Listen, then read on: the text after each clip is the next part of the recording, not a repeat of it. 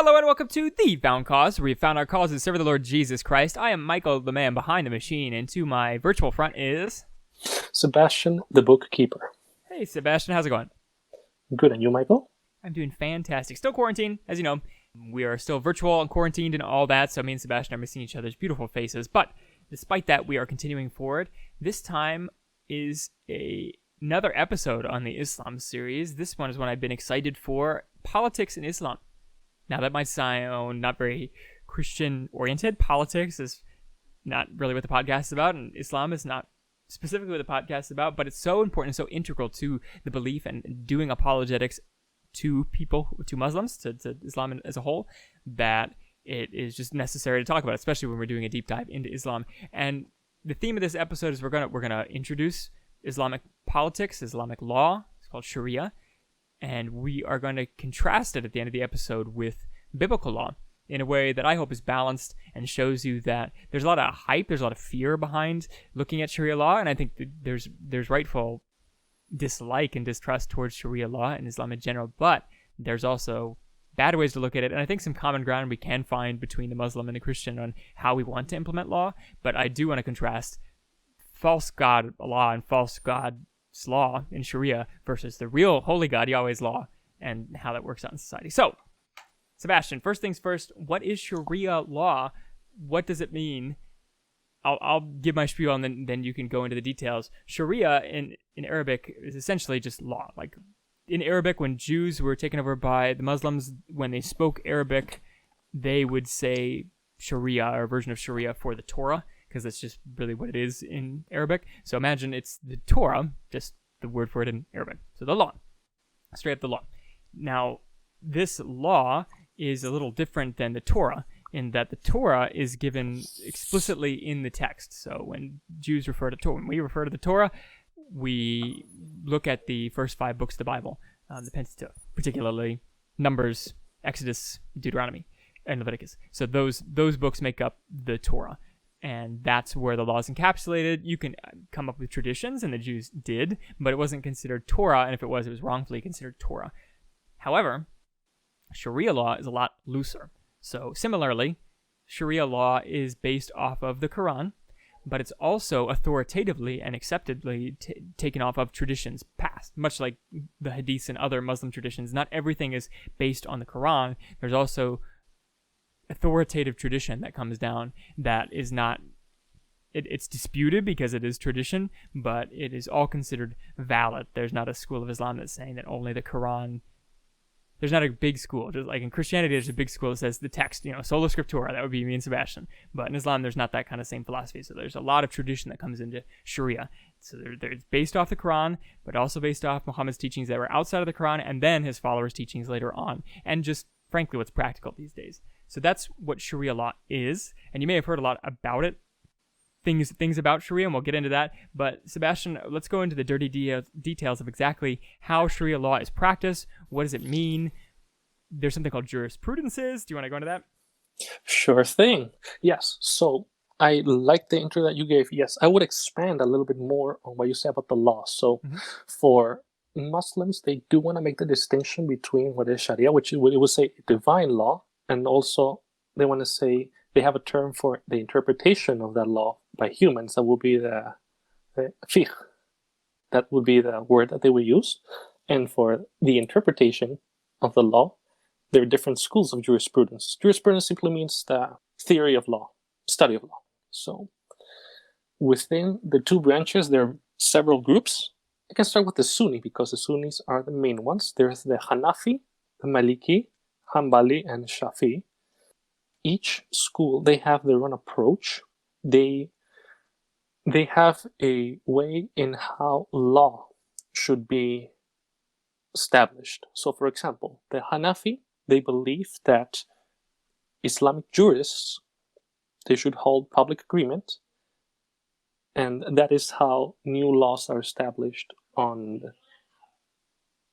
analyzing the Quran and the Hadith, which is where they would get their foundation for the law. Then, for example, the Shafi would say that it has to be the community and the public that agree on what law, the understanding of the law should be, because that's what their argument is, because the people cannot agree on anything erroneous. That would be their understanding. And I mean, I don't know how correct that interpretation is, but to each their own. And then within the Shia, there's the Jafari, the Ismaili, and the Saidi, and they all have their own unique interpretations as well. So not to bore you, I want to go over the main differences between the Sunni groups and then the Shias. So for the Sunnis, they favor something called analogy, in Hijaz in Arabic. And that analogy is trying to gather, from the teachings, the principles, and the lessons, the sayings of Muhammad in the Quran and the Hadith, and then saying how that can apply in a modern situation. And also, they want to draw analogies from previous court rulings on new cases. For example, back during the time of Muhammad, you might have, to keep it simple, you might steal someone's goat, okay, and then you have an example of how that was dealt. But then what if you steal someone's online banking information? That is not quite, it is still, just using as an example, it is not quite, it is similar in its theft, but there's no real precedent in the Quran about stealing identification online. So then that's where the jurists come in, and then in the Sunnis, they believe that analogy from previous examples is the best way to do it. Now the Shias, they say no, let's forget all that, and they rather focus on rationalism, rationalizing those steps rather than making analogies from previous examples. They do not ignore those because they do have tradition from previous imams, but they focus more on rationalism. So that will be the biggest difference between the two. Okay, and it sounds like Sunnis are based on case law, or at least as a whole, and the Shias are more going their own way, just writing their own law. Yes, favoring favoring the intellect and focusing more on how moving away rather than from analogy. So yes, and then just to focus on how the courts are set up, I mentioned the jurists. The Arabic word for that is mufti, and those are the people that interpret the law, and they can also issue a fatwa, which is a legal opinion. So it's not really binding, it's just their own opinion. And muftis, they were known to travel around, and they could work in different courtrooms throughout the caliphate during the Islamic age and give counsel to judges. And the judges, there will be the Hadi, and those people had their own courts, and they are the ones that have the power to issue sentences and also verdicts. And they are the ones that do make the call for how the evidence lines up and the testimony as well. And then they also can consult a mufti if they need more advice and don't really know how to proceed from this. And now you may have heard, our audience may have heard the word fatwa before, because it's used for, like you said, legal verdict, but terrorists have used it. That's where I know it from. The media is saying that somebody like Osama bin Laden has declared a fatwa on the United States. That is a legal verdict against the United States that Muslims who kill Americans or fight against the United States are justified, essentially. That's what a fatwa can be, and that's where I've heard it. And I think this goes to show that this isn't boring. Like you said, Sebastian, you don't want to bore us with this, but you won't, because this is so integral to Islam. Islam is extremely tied not only with its religious assertions, right, that there is no God but Allah, Muhammad is his prophet, and all this, but also its physical things that it does, right? It transforms societies. It brings this law, Allah's law, to practice. And so places where Muslims are, they naturally, if they're believing Muslims, bring Sharia. And I will get more on this theme later, but that's a normal thing, right? If you believe that Allah is good and he's commanded you to have these laws, well, no wonder you push for it. So I don't think we should be disgusted or dissuaded that Muslims do want to follow the law that's in the Quran. I mean, that makes sense, right? Yes. Now, what you could question is the person's interpretation, but yes, foundationally saying that they want to push an legal interpretation from their convictions, from their personal beliefs, that's... I mean, I say Christians, Buddhists, everyone wants to do that. You want to follow your own beliefs. So I would say respect that. You can question the motivations and the foundation of those callings, but more on that later, as you said. And you were even highlighting it throughout this, and I'll let you go, Sebastian, but the diversity between all the different ways that schools, whether it's Sunnis and Shias, or just within the Sunnis or within the Shias themselves, within certain rulings and teachers, there's a lot of different interpretations of exactly how the law is to be applied as a whole and then specifically. So we shouldn't think of Islam as one big block, always. For example, you can hear terror stories like the fatwa I was just talking about, where a particular extremist teacher like Osama bin Laden will say, my fatwa against the United States is that killing their soldiers is justified, and therefore anybody who does or is martyred by a United States soldier, it gets to heaven. That's an interpretation, but doesn't speak for Islam as a whole. So I think that we should combat some hysteria here in the West, knowing that while some teachers of Islam, and maybe rightfully so, interpret the Quran to say things that are pretty crazy as far as impactful and warlike, they don't speak for all Muslims as a whole because of all this diversity. Yes, exactly. So it would be a comparison. I mean, a little comparison would be like saying there's a pronunciation from Joel Osteen, like from the Christian addressing all of Christianity, and it's like, okay, we might say, okay, so, because we don't necessarily follow him or have any affiliations with his church nor with his beliefs. So likewise, Osama bin Laden, well, he was a very popular person. It's like, okay, so like, well, it's going to be mostly his followers that would take him seriously. But more on that later. Yes, so let's keep going on exactly the details on Sharia. So you've gotten into some of the different jurisprudences, differences between the Sunnis and Shias and others. Yes, and also just to finalize on how the courts are set up, because it's important, because this is just to give the context. When we mention examples of the law, you want to understand how this would have all taken place and how some people that want a caliphate, how they want to implement this. So we have the muftis and the hadi working together, and they are the ones in the courtroom. There's also higher courts that if the hadi, he has his own interpretation, his own school of jurisprudence, could be the Shafari, could be Hanafi, whatever, varies by region.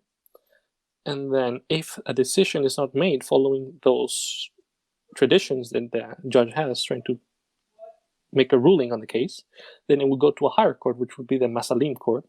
Then for the Masalim courts, if an issue was not solved in the local court of Hadi, then the Masalim court, which is more like a secular court, would handle those difficult cases. And while they were expected to follow Sharia law, they were not necessarily bound to it like a judge would be. So, and these were run by the authorities. Back then, it would have been the kings or princes or emirs, or you name it. And then there are also separately the people that investigated were the police courts, and they were also not necessarily bound by Sharia like a judge, but they were the ones that interrogated and investigated people. And just so you know as well, for the main source of evidence is very important, was oral witnesses. So that is how the cases were evaluated. Yeah, and you're giving the idea here that Sharia law has different spheres of authority, right? So there's these, I'm not going to pronounce anything right, but there's the police court, and then there's this more secular court, the kingdom's court, and then family courts, which you haven't gotten into yet, but those are the most prolific use of Sharia law today is in the family court, which is the smallest of all the spheres. And if you ever listen to Christians who talk about the law, we also have spheres. We have family spheres and the sphere for the government, and that's when we bring in quotes like obey your governing authorities, right? They have their own sphere. They have their own sphere of rule that is separate from your family, separate from the church, all that. So similarly in Islam, there are these different spheres that have been working together or against each other these past millennia. Mm-hmm. Yes, and these would be in the most traditional setup. The schools that I mentioned, they've been around for a very long time. And now, most recently, yes, you did finish with Michael, with the family courts. Mm-hmm. And those would handle, local. That would be the smallest, as you said. Also run, by within the Hadith, different ranks as well. Now, what I do want to quickly mention is that in Islam, the effect that it has had on politics has been significant. As you can see, there's a clear setup for how justice is done, and also for politics. Just like European kings, they could have claimed to have religious motives. They may have had, or they may have just all purely political for the things that they carried out, the conquest and whatnot. There are modern movements, however, that are more restorationist would be the word. And that would be the Wahhabis, the Salafis, and also the Qutbism.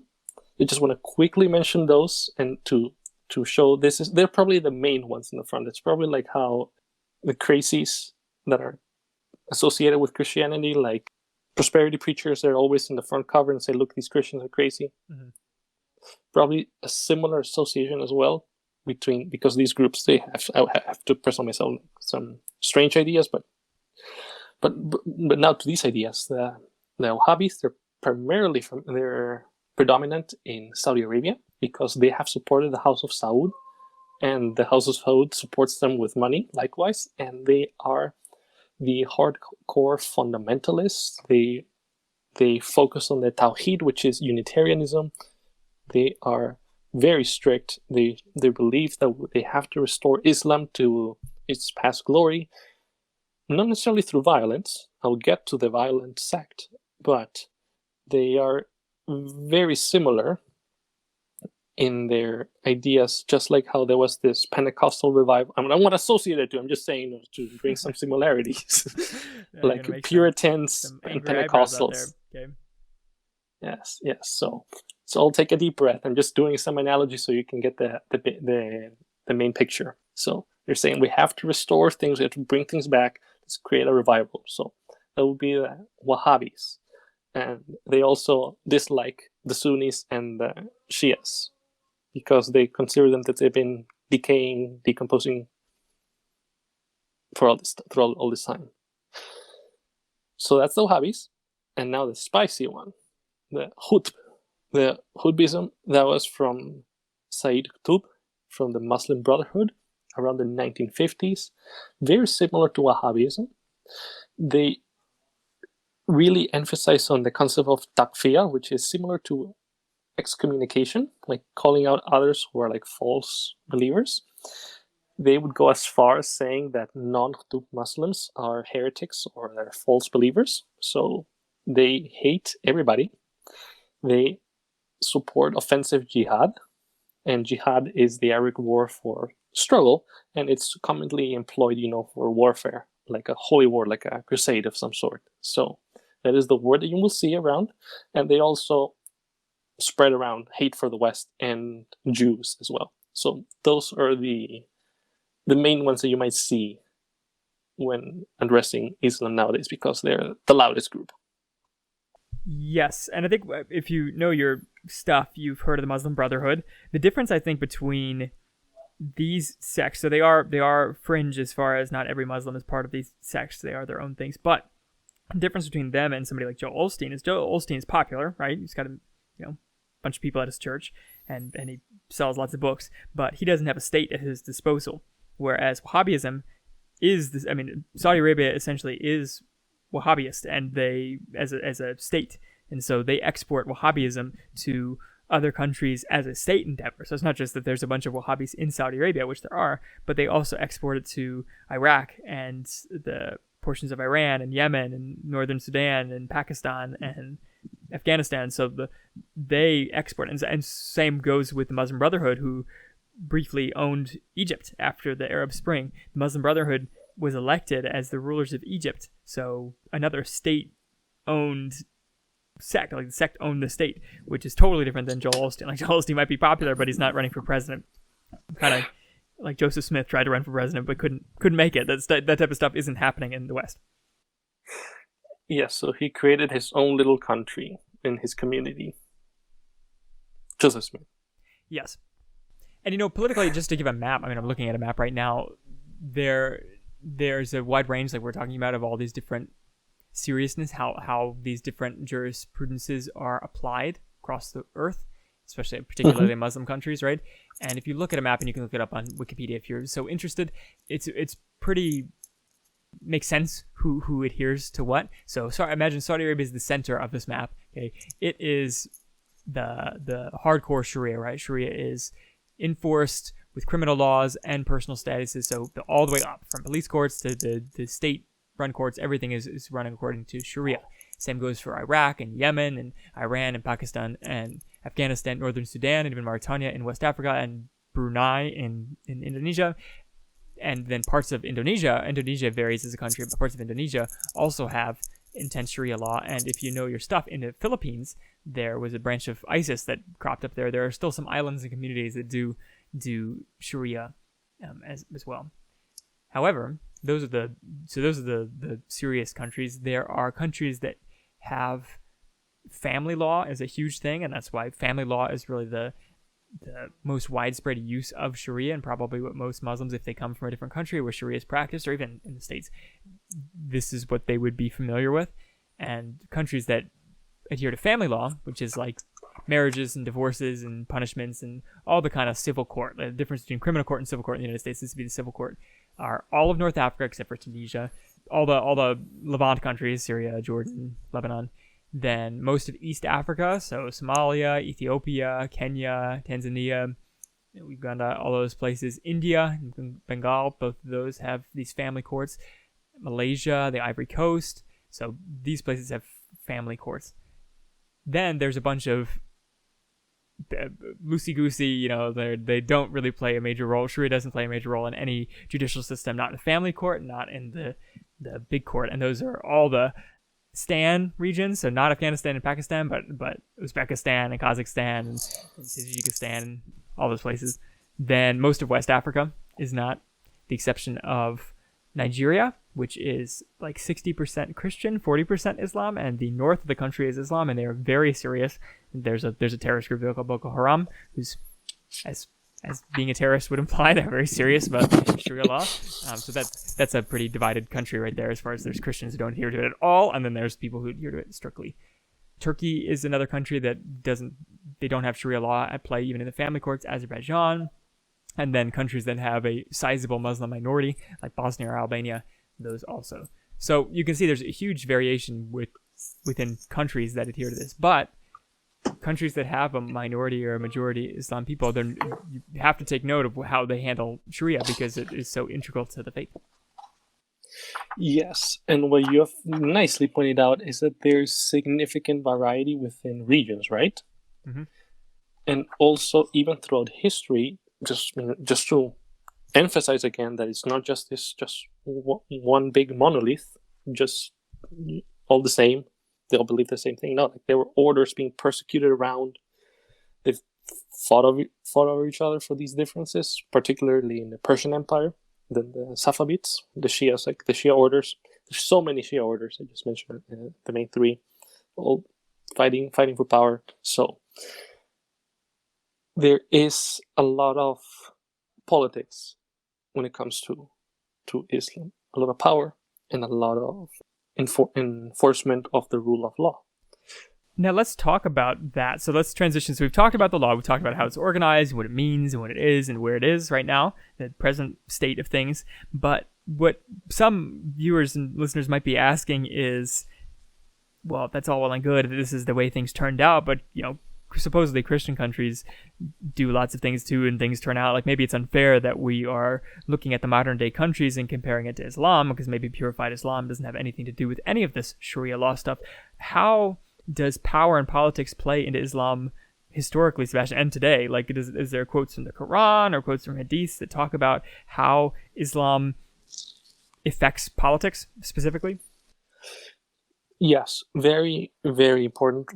To start, I want to just quickly give you the rundown of how the Islamic rule is enforced. So, this might be a famous passage from the Quran, from the Surah 9. Combat those who do not believe in Allah nor in the last day, nor forbid what Allah and His Messenger have forbidden, nor abide by the religion of truth, of those who have been brought scripture until they pay the jizya by hand, fully humbled.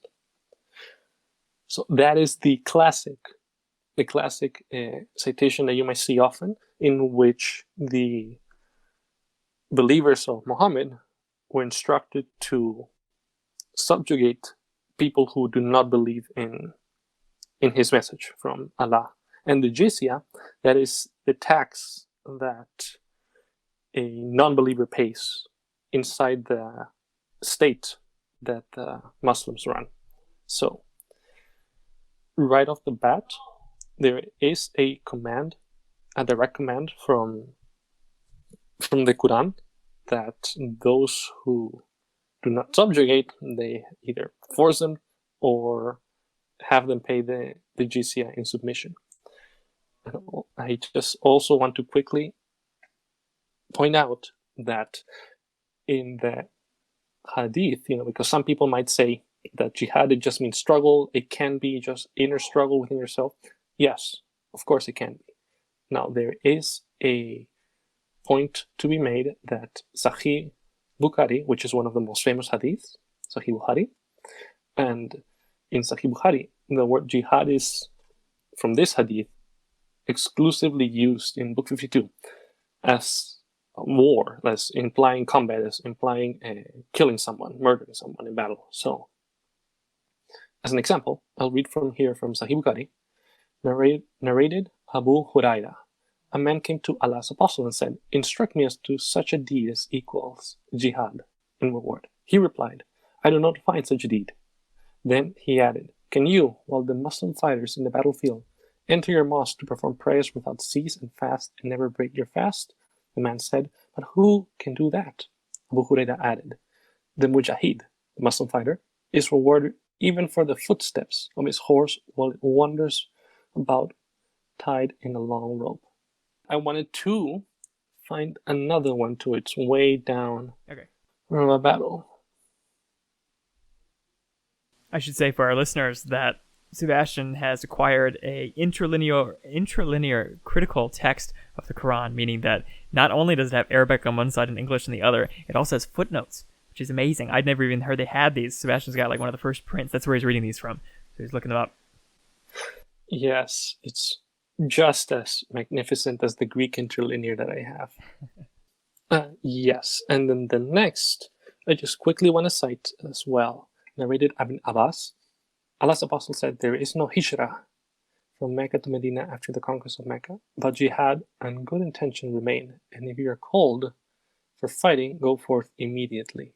So, and I can cite others as well. For the main source of the call for conquest is from the hadith, in addition to commands from Muhammad to tell his followers, to submit those who disbelieve, and either they submit peacefully and then pay the tax, or they can die, or they can convert.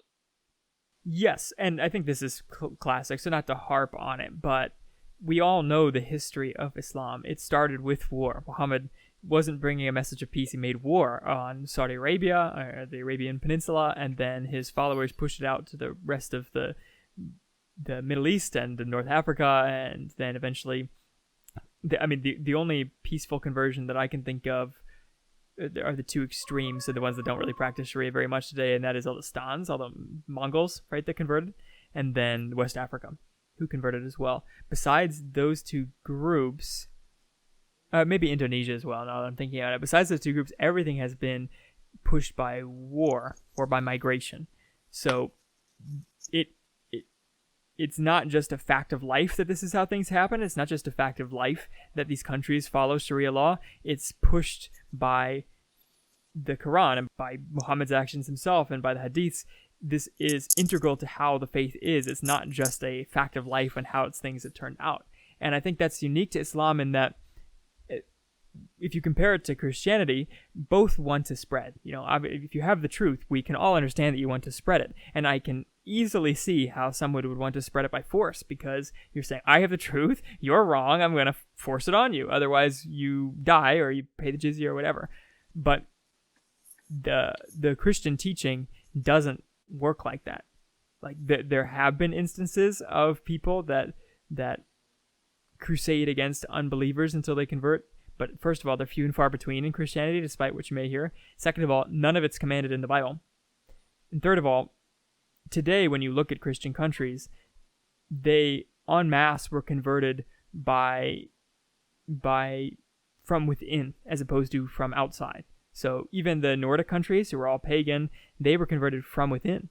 Now, you can question the motives of the rulers who did that and who encouraged it, but the Christians themselves did it from within. They didn't lie about their status as Christians. They didn't invade countries to push out the residents there and make them Christian. They preached. They were missionaries. Now, again, you can find strange exceptions, but as a mass, that's how it happened.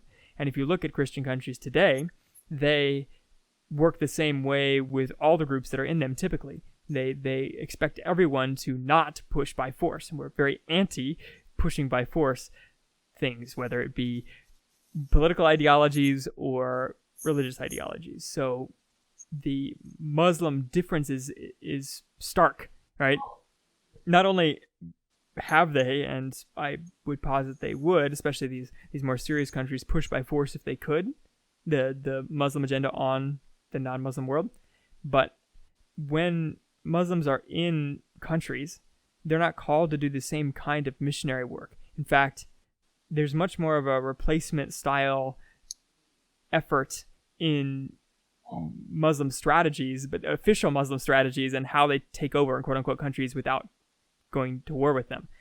Sebastian, you know well too, there's a thing called taqiyya. I'm probably not saying that right, but it's the tradition, the allowance for Muslims to lie to non-Muslims in order to advance Islam, because it's practical, right? It's practical to say, oh, I'm not here to take over the country, or I'm not even Islamic. I deny Allah. If the country you're in is going to persecute you or whatever, you can lie in order to advance Islam.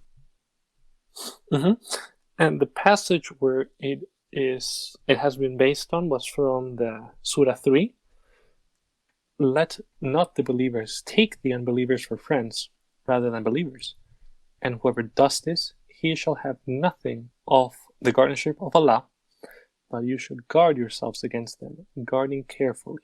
And Allah makes you cautious of retribution from Himself.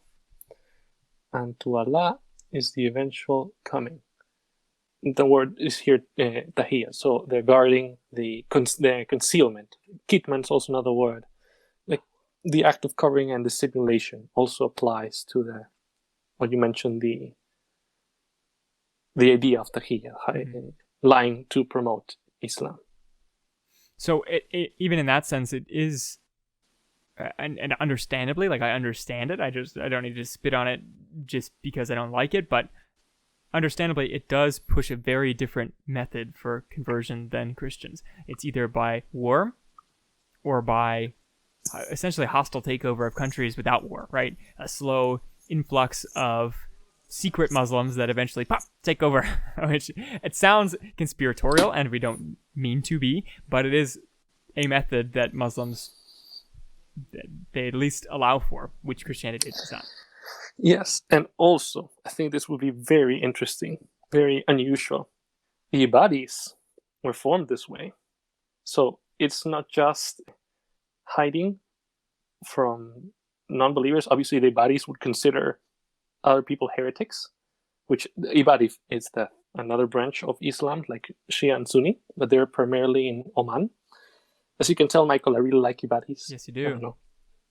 So might as well get my chances to talk about them now that we're talking about Islam. So for the ibadis, because they were being kicked out throughout the Muslim world because they disagreed with the succession of Muhammad, they also concealed their identities when they were in Oman, and then they eventually established themselves in Oman and created their own form of government there. So just so that it is clear, this can be applied even within the Muslim community. If you believe people are heretics, you have every right to conceal your faith in order to promote what you think is the right faith. Yeah, and so that's a little snippet of the differences. So we've talked about what Sharia law, how it's organized, where it goes, how it's so integral into politics today, and how Islam likes to spread via Sharia. They're connected. They are one and the same. Islam and Sharia, they come together. Now, your interpretations of what you do in Sharia differ, but let's just talk about some highlights of the difference, the facts and laws in Sharia versus biblical law. So, for a very famous one from Surah 5 is the punishment for theft in Sharia law. Now, the punishment for theft in Sharia law from Surah 5, Section 38, is that theft is punishable by the amputation of hands. Which, if we compare that to the biblical law, the punishment for theft in biblical law is a repayment of what was stolen, double or triple the amount. So, the amputation of hands is painful, of course, but also note that it doesn't allow the thief to work ever again. They are essentially, not only it's painful punishment, but they are cut off from any economic exercise in the future. So that's quite a not eye for eye. It is the eye for entire hand. Yes. Can you quote it though? Mm-hmm. Great. Yes. So I can't resist. Having this book in front of me, I just want to read things from it. And the male thief and the female thief cut their hands as a repayment for what they have earned, and to turn from Allah, for Allah is Almighty, All-Wise. Yes. That is a quote. Mm-hmm. And there are some similarities. So I'm going to be fair to Sharia. There are some similarities that the West scoffs at and doesn't think are good, but they are the same, if not similar, to the Torah. For example, a man can beat his wife for insubordination. Now that's expressed in the Quran. It's not expressed in the Torah, but the Jewish communities and Christian communities forever have allowed beating your wife for insubordination. Now you want to love them as Christ loves the church. So I think that there's an argument that isn't in line with the Torah, but it's not so foreign to Christian countries, that particular law. But it is allowed in I think Surah 4. That's where that is. And then there's many death penalty things which are in line with, now they're judged differently. All the courts work differently, so they're not as just as the Torah. But for example, a woman found in adultery is punished by death, right? Same in the Torah, except that both the man and the woman that are caught in adultery are put to death in the Torah, whereas this is just the woman. In a similar case law, the Torah has punishments for rape. So if a woman out in a field, in God's law, when I say Torah, I mean God's law. In God's law, a woman who is raped out in a field where there's nobody around, and she has 2 to 3 witnesses, so a witness can be herself, which would be one, her own testimony, or also a witness, perhaps she was a virgin and now she's not a virgin, so they can check that at the court, or she has a semen sample these days, or a DNA sample, whatever she might have, or cameras, pictures, whatever it might be today, those would all be counted as witnesses. And then, I should say, the other case in God's law is that if a woman is raped in the city, where people should have heard her, there should have been the ability for the girl to get away or somehow call for help, then it's considered just eloping, right? That she just had sex on purpose, essentially, with the guy. She allowed it to happen without fighting, and therefore there's still punishment, but it's not with death. It is punished with forcible marriage, and the man has to pay a hefty bride price for the bride for the girl, and then also never divorce her, which is a unique state. And marriage would be financially keeping this girl, but there is death if the man actually violently raped her out in the field. That's the God's law. Okay, makes sense. Controversial, sure, but it makes sense. The Sharia law about rape is that a woman or girl who's raped cannot testify in court against her rapist.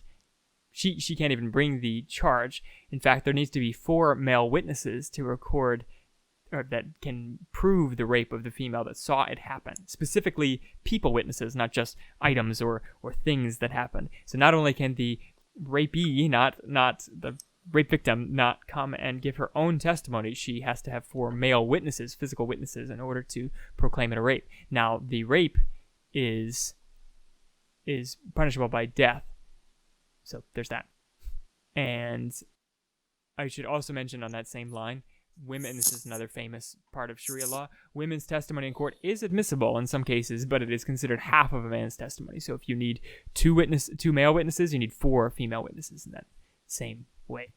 And I'm just going to keep going down the line. Another one that is, I don't know how famous this is, but I knew about it. A non-Muslim man who marries a Muslim woman, that's a punishable by death crime. Another death penalty one, a Muslim who becomes a non-Muslim, so apostasy, is also punishable by death. Now, I want to compare that to God's law, because teaching others to turn away from God is punishable by death, immediate death in God's law. Okay? Immediate death meaning as soon as the court rules it. Now, everything in God's law is run through court, and same with Sharia, but this is a pretty big difference, I think. So they both end up in death, but this one is just the act of apostasy is worthy of death. He doesn't even have to be proselytizing. His apostasy is worthy of death. And I think that's a serious difference. But atheists might compare the same law and say that it's as bad as Islam and God's law, but I would say it's not. Right, because one is an actual action, speaking in public. You're trying to deny or things of that nature. Well, one would be leading others away, right? It's one thing if you turn away, but if you lead others away, that would be the death penalty in God's law. And yes, name me the Christian country that does that. I mean, none. But there is death for apostasy in the more extreme countries like Saudi Arabia. Mm-hmm, mm-hmm. And something that is just glaring at me, it's like the taqiyya. Isn't one of the commandments, don't bear false witness? Oh, yes. Well, of course. Yes, you cannot bear false witness in Christianity, and you can't, and specifically, so some might say that false witness is a court testimony thing, right? So it's not necessarily all deceiving is outlawed in Christianity. However, you are never to deny the Lord in Christianity. Never are you to deny the Lord in Christianity. So that's a total difference. Mm-hmm. And just a random law, there is food law in Islam, which is expressly made clean by Jesus. So this is a difference between God's law now and Sharia law. Meat in Islam must come from a process that is having it sacrificed to Allah. It's called halal meat. So you've probably seen that. Halal grocers, if you live in a place with some Muslims around, kind of like kosher, halal. It's different than kosher, of course, but it is similar category. And so that's just a snippet. I'm probably going too far into detail, but those are some of the differences between God's law and Sharia law that you might have heard presentations by atheists or those against God's law saying that God's law is strict or as strict as Sharia law, and it's equally detestable. And I would say that it's not the strictness per se of Sharia law that makes it bad. It's the unjustness of it that makes it bad. For example, why would a woman's testimony count as half? Why wouldn't she be able to be part of her testimony in the rape case, right? Like, she could at least be one of the 4 witnesses being required, but she's not even allowed to. And the same for the unjust death. So I think there is just death according to God's law, and some would disagree with that, but there is unjust death in the Sharia law. Yes, well, it is bad to apostatize. You're just killing someone for that who's not actively pushing their values on other people. Yeah, so that's a big difference. And with the injustice, it just sticks out to me as well, the amputation. Like how that is not just in the slightest. Mm-hmm. It's unequal. Likewise, I think what we talked about in the last episode on how salvation works, soteriology, in Islam, you need to have God be both just and merciful. Those are the attributes of Yahweh, the Christian God, compared to Allah, in which Allah, he just either forgives people with no justice, right? With no justice, yes, and let's just completely ignore the people that were attacked or hurt in any way, and forgive, just erase from the books like that, without justice. Or in these cases, the punishments are way above and beyond what the crime is. Mm-hmm. Yeah, and so all this said, there's plenty of Islam apologists of the West that just don't like the fact that people hate on Islam, and I can understand that. We don't want to just be hating on Islam because it's different or because it's because of the death penalty or anything like that. Because we sit here and we say that the death penalty is appropriate in certain situations, that God has prescribed laws that might sound like Sharia, but they are not Sharia. And I think that's the important point to make, is that I totally understand why Islam and Muslims, ones that are really into their faith, that they want to spread and listen to their Quran and their imams and the traditions about spreading kind of whatever means possible the law of Allah and wanting to hold to the law. That makes total sense. I do not think that is not the evil part of Sharia. The evil part of Sharia is not that it takes over society. The evil part of Islam is not that it transforms the nations that it's part of. The evil part of it is that it's the wrong God. That it's the wrong law. It's the wrong thing to put your faith in. And therefore, when Islam transforms a society, it can be for the better, I suppose, if that society was terrible and Islam brings it up to just bad. But it does not transform things to good. So if Italy, for example, were to be transformed by Islam, it would turn worse. And same for this state, because all the Western nations and Christian nations, God's law makes them good. If you look at Islamic countries, there's a lot of rumors and things about Islam being, great back in its glory day, but it really wasn't. The nations that Islam took over were great before them, and so they benefited from that wealth and from that human capital that was already there. And of course, they were people there, so people are geniuses and do ingenious things and stuff like that every once in a while, right? So there are geniuses from the Islamic world, but Islam did not create that. That was there prior. Remember, that was the center of the world before Islam came over, and now it is a backwater. And I would say strictly because of Sharia practice. It doesn't facilitate justice. It doesn't facilitate the building of wealth or the care for a neighbor. It doesn't have the same justice that God's law does.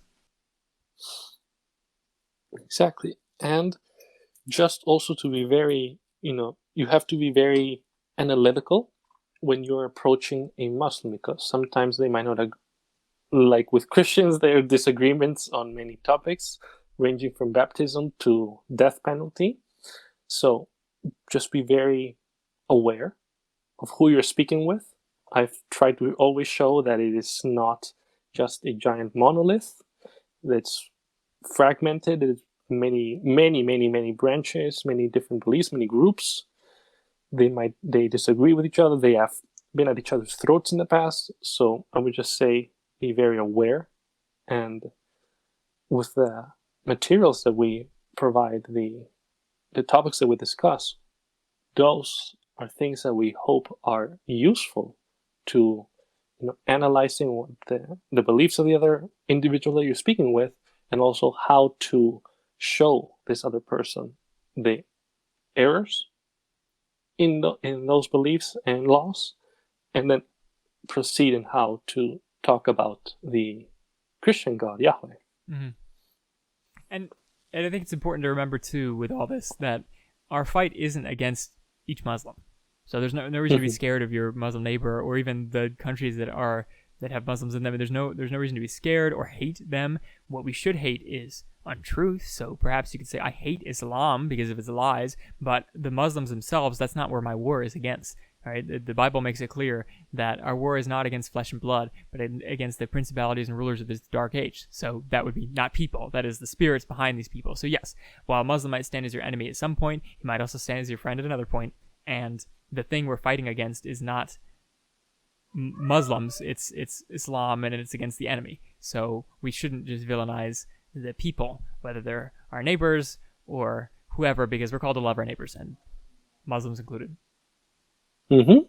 And I'd like to end just for any Christians, because there's as much diversity as there is in Islam, like you were just saying, there's lots of diversity in Christianity. I want to put out this verse to show you that the evilness of Sharia doesn't come from the fact that it wants to spread and that it wants to bring its law wherever it goes, because that same thing exists in Christianity. So we should find common ground there, right? They just have in the wrong God. They trusted in the wrong God. That is the only thing that distinguishes Sharia from God's law. And here's my proof. Here's Isaiah 42. This is a oft-quoted thing, especially at Easter or at Christmas, about the Messiah, and I want you to listen to what the Messiah is supposed to do. So this is the ESV, Isaiah 42. Behold my servant, whom I uphold, my chosen, in whom my soul delights. I have put my spirit upon him. He will bring forth justice to the nations. Justice to the nations, so that would be multiple countries, all the countries, in fact. He will cry aloud or lift up his voice. He will not cry aloud or lift up his voice or make it heard in the street. A bruised reed he will not break, and a faintly burning wick he will not quench. He will faithfully bring forth justice. Again, a contrast. And he will not break bruised reeds. That's different than the domineering style of Islam. He will not grow faint or be discouraged till he has established justice in the earth, and the coastlands wait for his law. That would be the coast. So all the coastlands that would be like everywhere, far and wide, waits for his law. Note, the law is what they are waiting for. So God, Christianity, brings law. This is the Messiah. He brings law, Christian law. So we understand. We have the same spirit of wanting to bring law to all the nations of the earth. It's just in a different way. Now, lest anybody think that Jesus is all smiles and giggles, the bottom part of this same prophecy about the coming of the Messiah, the Lord says this: the Lord goes out like a mighty man, like a man of war. He stirs up his zeal. He cries out. He shouts aloud. He shows himself mighty against his foes. For a long time I have held my peace. I have kept still and restrained myself. Now I will cry out like a woman in labor. I will gasp and pant. I will lay waste mountains and hills and dry up all their vegetation. I will turn the rivers into islands and dry up the pools. I will lead the blind in a way they do not know, in paths they have not known. I will guide them. I will turn the darkness before them into light, the rough places into level ground. These are the things I do. I do not forsake them. They are turned back and utterly put to shame. You who trust in carved idols, who say to metal images, you are gods. Hear, you deaf, and look, you blind, that you may see. Who is blind but my servant, or deaf as my messenger whom I send? Who is blind as my dedicated one, or blind as the servant of the Lord? I could keep going, but the Lord plunders. He does go out in war, but notice this isn't Christians. All right, the Lord does this himself, and he does it after a period of great patience. And if I had to estimate, it's been 2,000 years since the Lord was here. That's great patience. We're not called to make war ourselves to spread the gospel. That is the Lord's job. Yes, and that could fall into the category of taking his name in vain if you're just going on a crusade that you think is bad. So, and that is actually commanded not to be doing. So, yes, I would say fantastic way also to tie it in, Michael. I do think it would be wise to say that use this desire that our Muslim friends have for truth, for spreading their belief, for wanting to have their law all over the land. Like I would say, that is something to be admired. Use that as a segue to transition into the gospel. You know, you say you want to see God's justice implemented. Well, great, so do I. That could help establish some common ground, and then just as we did, you can compare, go back and forth, and then you can present the gospel to our Muslim neighbors. Yeah, 100 explanation points. Exactly. That's exactly what we should be doing. That's how you love them. That's how you relate with them. That's what the law's all about. All right.